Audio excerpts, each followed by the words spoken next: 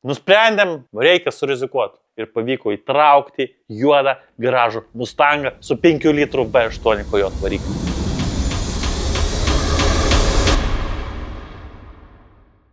Kaip aš tapau Mustangų žmogumi? Žinot, gyvenime būna akimirkų, kai viskas atrodo sukasi aplink tave, lyg kokiame Fast and Furious filme. O tada bum! Į tavo gyvenime įeina indėnas su skudučiais, bet apie viską iš pradžių. Ta lemtinga diena aš, Igor Šiškin, kaip įprastai vaikštinėjau Palangoje, Basanavičiaus gatve, ieškodamas, na kaip ir visi, šaltibarščių ir gyvenimo prasmės.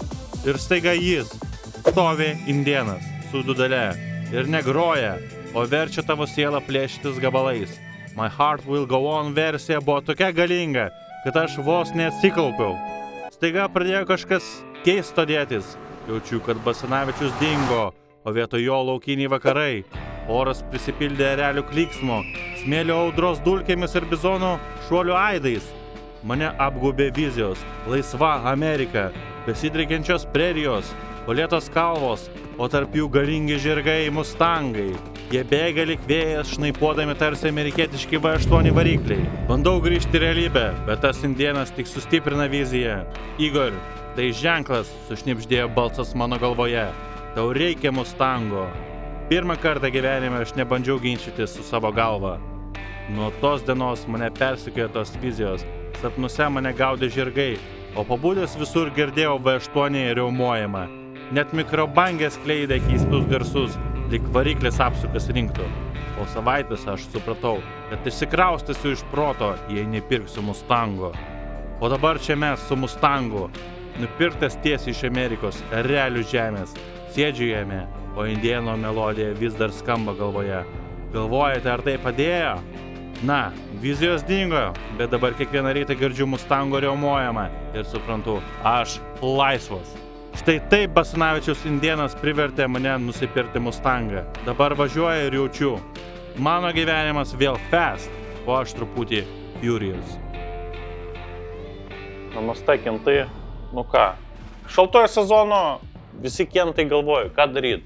Į lauką neišeisi, pasportuosi sporto klube, bet namie vis tiek liūdna. Arba keliaut lieka, arba ieškoti skalbimus automobilių. Daugelio žmonių ieško skalbimus automobilių, bet pamato, kad automobiliai labai brangus, nelabai gerai komplektuoti. Ir aplamai nėra nieko tokio super ypatingo, viskas labai brangu, kainos užmestas, viskas čia aišku, kaip sakant. Nusprendėm, reikia surizikuoti. Išbandėm automobilių aukcionus Amerikoje, pabandėm savo laimę ir užsinorėjau Mustango ir pavyko įtraukti juodą gražų Mustangą su 5 litrų V8 Coyote varikliu. Čia yra kiekvieno lietuvio svajonė. Išbandyti tokį automobilį, paturėti, pavažinėti. Atrodė viskas paprasta, įsigėjau automobilio sodą, lauk. Ir laukimo momentų kyla daug abejonių, o kaip mes jį sutvarkysim, o gal mes jo nesutvarkysim, ar bus detalių, ar nebus detalių. Ir galiu paguosti jūs, pilna detalė, vežamas detalės, viskas nuo A iki B,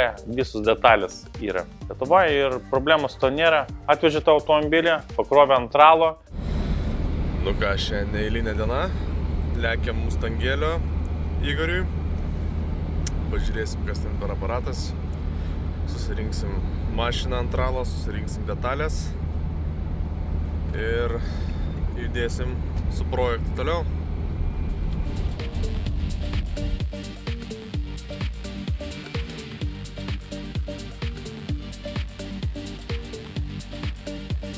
Tada jau mano muhamorčikai mano varė su būsu pirkti dalių, imti dalių, tas būsas sugedo, būsą teko ant ralo kelt, 2 tralai per vieną dieną, vien išlaidas karoči. Muhamorai į minusą mane varo. Nu ką, Igori, vežam tavo konstruktorių, Lego? Nu ką, pizda mūsų būsui, laukiam tralo, svarbiausia, kad bent jau iki degalinės davažiavom. Nu ką, vieną mašinėlę ant ralo nuvežėm, dabar laikas ir busui atėjo. Lėksim toliau ant ralo.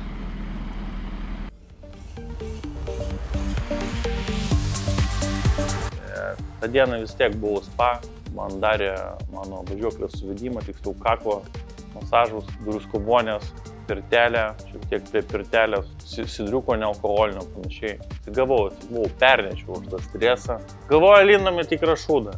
Bet realiai, kas mane apdraudė pačioj pradžioj, aš prieš renkantis automobilį nuėjau į carvertical.com, įsivedžiau VIN kodą ir ten man ten išmetė Mustangą, aš tiesiog žiūriu, odometras atrodo gerai, registracija teisinė būsena gera, žala, yra žala, vienas savininkas buvo, ir pažiūrėjau tos nuotraukas, kaip viskas atrodo, atrodė, taip, prastai, realiai prastai, bet mūsų Lietuvos meistrai viską gali paskaičiuoti, gali įvertinti, kiek kainuos, primetėm blogiausią scenarijų ir nusprendžiau surizikuoti. Pačioj carvertical ataskaitai viskas atrodo labai gerai, tikra rida, 15 800 su kapeikom kilometrų. Ir viskas okei, svarbu automobilis neskendęs, nedegęs ir nevogtas. Visą kitą galima sutvarkyti mūsų nuostabių meistrų pagalba. Taipogi carvertical labai lengva pamatyti vidutinį rinkos vertę, galima įvertinti, ar gausis tilpito kainą, ar varysit į minusą standartiškai, kaip būna dažnai perikūpai varo. Carvertical realiai padeda išspręsti daug problemų. Ypač Amerikoje, nežinant, ką ten atsivarysi, tai bent jau ramesnė širdis tampa. Ir ką, ir atvarėm antralą automobilį pas meistrą Evaldą Atkočiuose ir jis sutvarkė mums kėbalą, išlygino kėbuliuką.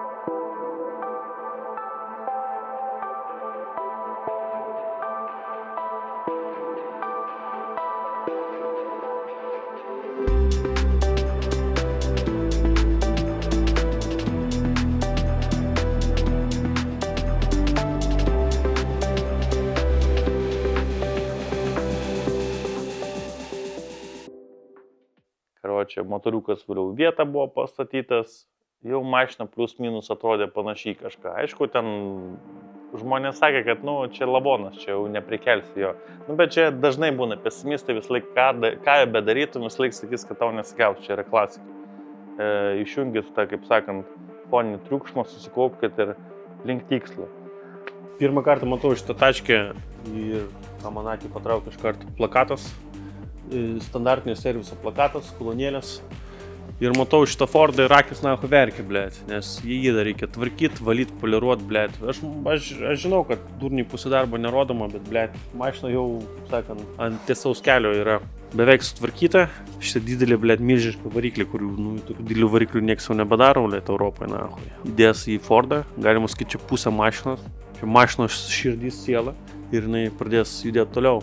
Šiaip kol kas yra nahu grūdų, blėt. Grūdų, nes aš žinau, kad dar reikia palaukti 3-4 mėnesius, kad galima būtų važiuoti, blėt. Tai vat, reikia kantrybės. Кантрибас посмотрим, с кем-то не рано. Где машина, блядь? Где моя машина? Где, блядь, бабки платила, а где машина, нахуй?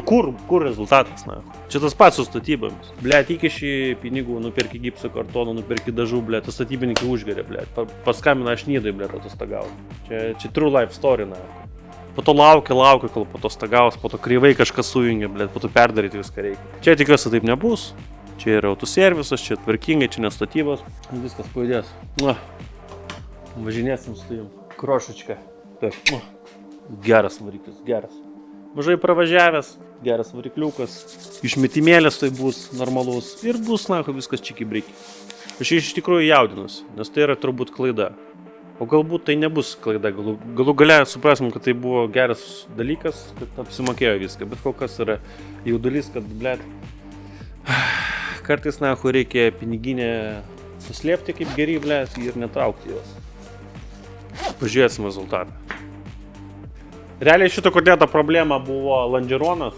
Iš vairuotojo pusės kairė buvo link variklio pajudėjęs.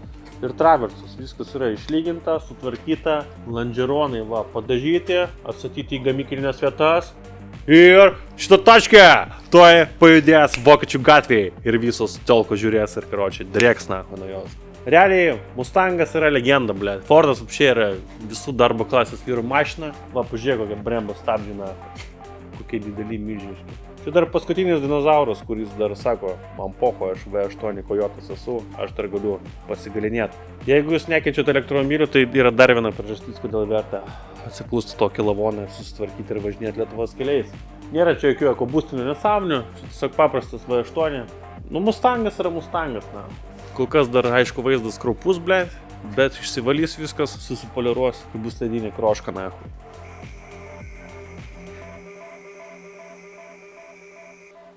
Jįbat, mašina visiškai kitaip atrodo, ble. Jau nedaug trūksta, sparnų, ratų, ble, stabdžių diskų, radiatorių. Ir variklis ne visai jau didelis atrodo, jau viskas zaibys. Mašina šiaip yra dar šitų žetonų lašimų, jeigu į Las Vegasą Nevadą nuvažiuoti, dar galima būtų įsikešinti ir kažkiek tai tą minusą visą sumažinti. Tai vat nebloga idėja. Blėt, kažkaip hujovi dišovi čipsai, blėt, kur būna, kur mėtai metalinius centus, blėt, ir krenta, blėt, dovanėlės. Nežinau, čia čipsų nepavadins, na. Monako kazino, tai čipsai tokie normalūs, blėt, jie, nu, ta prasme, sunkiai padirbsi iš molio, čia, blėt, šūdas, na. Bet this is America, baby. Ką gauni, tą gauni, na. Ne, išmėsi atgal aš, ble, šitą šiukščią, tai gulgulį, ble. Galėsim ateityje dalinti žiūrovam, kaip prisiminimą nuo šitos visos trilogijos. Nu, baisu, nacho, kol kas baisu, ble. Aš bijau, ble. Ar čia gausis kas nors, ble. Bet tikėtina, kad gausis padaryta gražiai, atstatyta viskas. Finišą tiesiojo. Pavasaris laukia geras. Laukit, kaip sakant. Važiuosim su mašinėlė. Nu ir ką? Evaldas tą patį automobilį padažė, gražiai juoda spalva. Nu ir taškė vapšė, taškė tapo gyva. Mustangas vėl atgyja.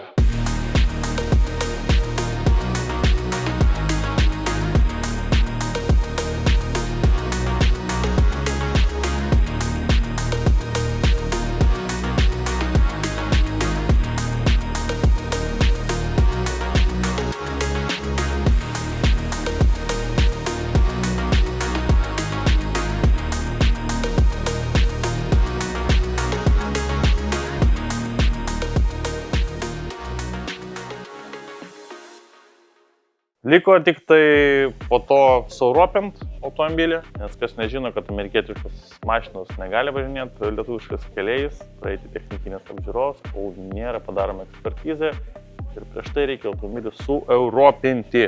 Europinimas vyko Kaune, Car Electronics Lab pas Gyti.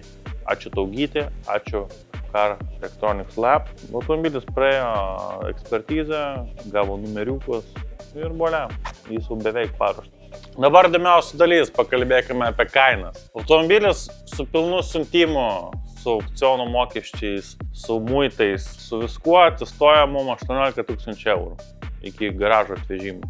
Visiškai sumuitota mazgotė gavus, tokia atvežta buvo. Atrodo nedaug, bet visumoje pilnai automobilis atsistoja 32 000 eurų. Daug ar mažai spręsti jums, B8 variklis, 15 000 km rida.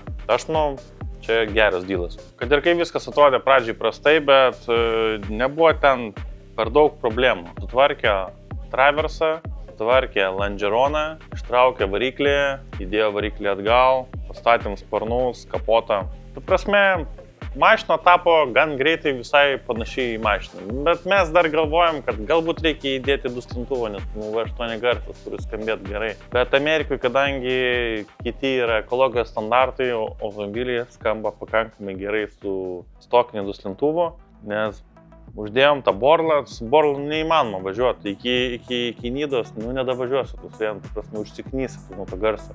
Tai viskas buvo grąžinta atgal į stoką, perėti technikinę ir ramiai dabar galva. Kai sutvarkėme visumoje viską, reikėjo uždėti paskutinius štrichus, kas eina su mechaninė dalimi. Įpylėme Hado tepalus, įpylėme naujo metalo kondicionierių, tai New Car, metalo kondicionierius, Atomic Metal Conditioner from Hado. Tiesiog bus rami galva, naujas variklis, naujam varikliam taipogi Hado turi produkcijos ir tikiuosi varikliukus dar ilgai ir sklandžiai važiuos. O jūs, jeigu konkrečiai nežinote, kokio norite Hado produkto, galite kreiptis į hado.lt, jums puikiai pakonsultuos, kokiu produktu jums reikia, kokiai problemai spręsti, o jeigu jums to produkto kažkokio tai nereikia, jie jums taip ir pasakys, kad jums to produkto nereikia. Taipogi jūsų artimiausia automobilių dalių parduotuvė, jeigu prekiavo Hado produktus, jie taipogi jūs gali pakonsultuoti. Linkas apačioje, hado.lt, kreipkitės, klauskite ir naudokitės gerą produkciją jūsų mylimai technikai, nes jeigu rūpinsitės savo mylimą techniką, važiuosite ilgai ir laimingai. Visumoje rezultatų likau labai patenkintas. Rezultatai viršijo mano lūkesčius, aš daug nesitikėjau, bet realiai likau priblokštas. Ir dabar sutvarkėme automobilį, liko paskutiniai štrichai. Detailingas, reikia automobilį atnaujinti ir vėliau padengti plėvelę. Ta visą pamatysite antroje dalyje, automobilį galutinai sutvarkysime antroje dalyje ir liks test drive'as, jau bus test drive'ikas. Pagaliau svajonė išsipildys. Laukite antros dalies. Ačiū Jums, kad mus žiūrite. Namaste, kintai. Iki susitikimo.